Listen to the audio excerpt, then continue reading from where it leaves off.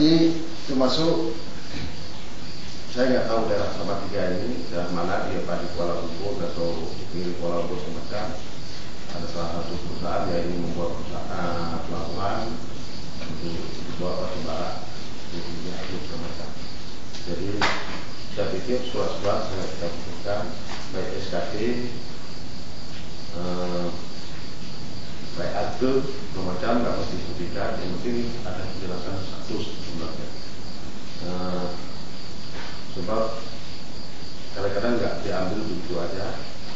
Saya pernah temui kemarin di Butung itu.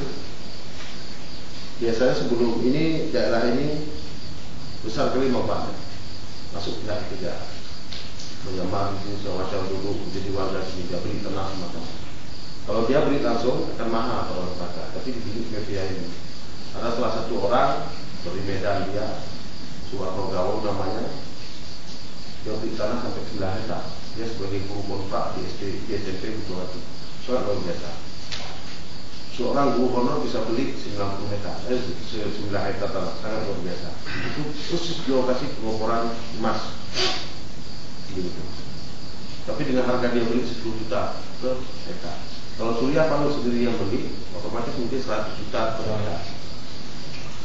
Dan sebentar lagi di perairan ini begitu juga akan masuk banyak orang.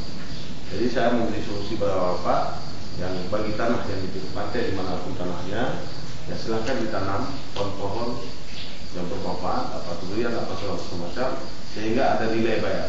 Kemudian kekompakan Bapak ini sangat luar biasa, harus dipertahankan. Sebab apa? Kalau dihitung jangan seperti dihitung di suara Butung. Nanti Bapak besok bisa lihat, nggak usah datang ke Butung, datang ke suara Butung. Kalau di Butung ada satu tempat pengoboran emas dibayar cuma 1 juta. Ini emas, tak layak sebenarnya.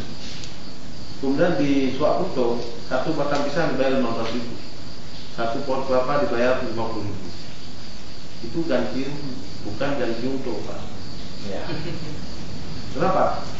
Satu batang kelapa tidak wajar 50.000, karena satu batang kelapa dia berbuah, umur produktif 50 tahun satu batang kelapa. Coba dikali berapa penghasilannya? 50.000 nggak mungkin. Jadi atas kekompakan tadi saya sangat luar biasa, harus senang atas kekompakan bahwa Bapak ini harus ditanggung, sehingga tanah Bapak tidak dihargai dengan seharga cabai rawit di pasar. Baik baik penjuta di kami ukute, jauh ukute tambah lagi itu penjuta. Tidak ada besar harga uang penjuta. Maka harus ditanam semuanya tanaman, dirawat dengan baik tanahnya. Kalau bisa sebelum proses surat-surat lain bagi yang apa ini yang di pinggir laut semacam ada surat sporadik itu ya diminta pada kecil, kalau tidak dapat kecil dihubungi camat, diminta pada camat diadakan surat itu kembali. Ya walaupun kita tidak memiliki sertifikat, surat itu kembali ada masyarakat saya pikir. Ini sebenarnya orang yang berdiri dan melihat kita sedang diperlukan orang, tapi bukan kita yang tanah kita. Kita tidak sampai mau pertahanan kita itu cuma tanah kita yang dimau orang. Begitu juga dengan misalnya hari Minggu, soalnya Bapak silahkan bersama dengan kecil untuk menempuh ini ke Pemda dari kelompok masyarakat, hapus semacam, nggak usah lain lagi, perbaikan seperti tadi. Ya datang audiensi dulu. Kalau pemerintahan di sini ada anggota DPR yang wakil sama 3, bagus dulu mereka di sini. Berlaku audiensi dengan DPR yang berasal dari sama TV sama 3 ini untuk diperjuangkan untuk cepat proses ini. Masalah tanah yang di komplek yang dibangun oleh ini. Bapak ya, jumpai anggota DPR yang berasal dari sama 3 berapa orang sama 3. 7 orang jumpai mereka. Terus ikuti terus. Saya rasa mungkin ini tugas sangat berat bagi kepala desa, tugas sangat berat dalam masalah ini. Sebab sebentar lagi cukup banyak orang akan datang, baik di Kuala Lumpur, ke perairan ini semuanya. Jadi ini sebenarnya sangat pribadi bertentangan dengan saya meneliti. Sebenarnya saya tidak mau ditempatkan saya meneliti di Aceh. Saya minta Sulawesi kemarin, tetapi mereka menempatkan saya di sini.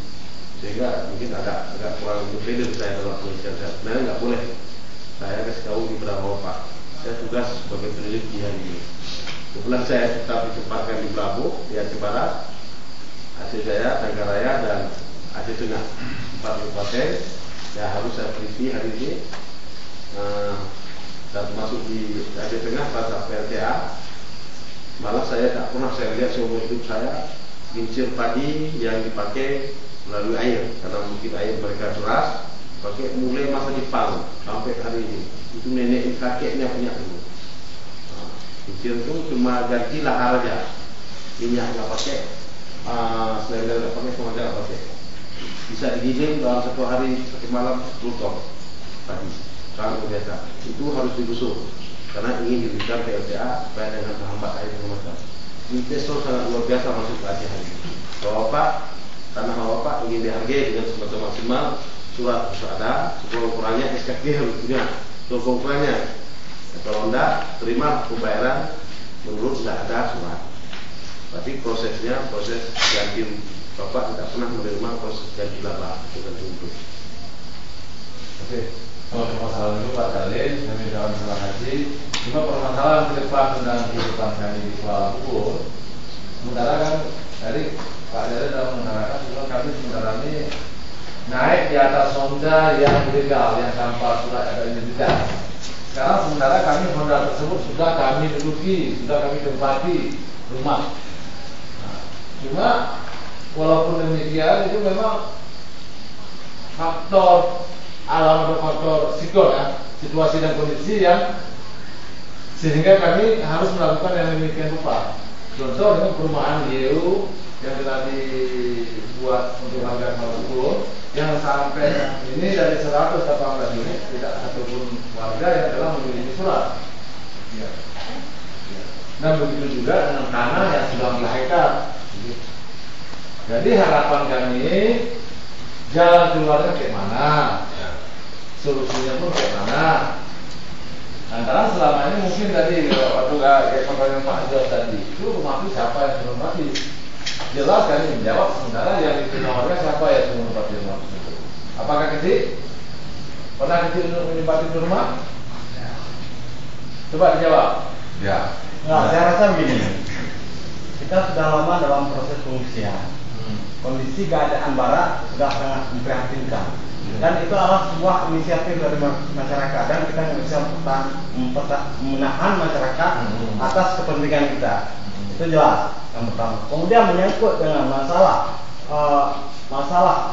katakanlah program-program itu urusan yang lain. Tapi ini kita lihat yang pertama, gimana kita menyelamatkan masyarakat kita terlebih dahulu.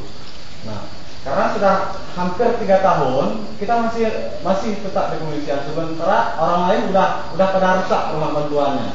Jadi nggak ada salahnya jika masyarakat menghuni perumahan itu untuk sementara. Kendaripun kita menganggap bahwa itu adalah sebagai penumpang karena belum ada surat murah, gitu kan. Nah, menyangkut dengan apakah kita mau menerima surat. Yang pertama, perumahan. Kita mau menerima surat perumahan atau tidak? Itu adalah tergantung pada masyarakat. Jika masyarakat mengatakan bahwa kita terima surat, besok kita akan terima surat dari EU untuk perumahan. Itu yang pertama. Tetapi kalau menyangkut dengan masalah tanah, itu saya sependapat dengan saran daripada Bapak tadi bahwa kita lakukan.